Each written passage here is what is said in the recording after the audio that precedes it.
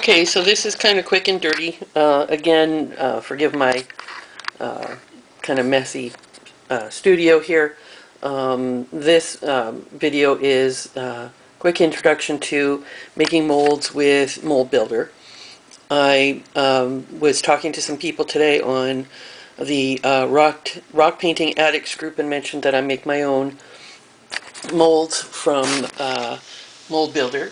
And right now I'm not really working on any rock molds, but I can show you in process a skull that I'm working on.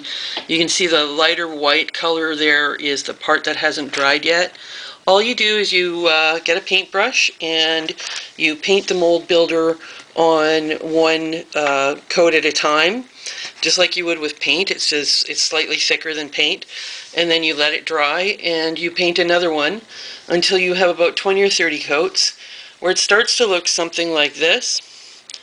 This is a smaller piece, so it doesn't require a lot of extra support, and it's also a piece I wasn't really, too terribly crazy about, to be honest with you. So what I might end up doing with this one is cutting it into little tiny pieces, and I don't know if you can see on the bottom here, I've taken those types of little tiny pieces and I've reinforced the bottom of the mold with it.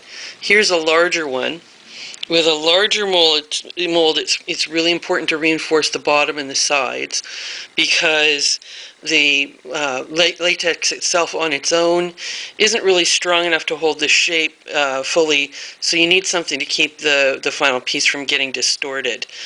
Because once you pour plaster in here, then there's a lot of extra heavy weight and it will stretch out the sides if your mold isn't nice and solid.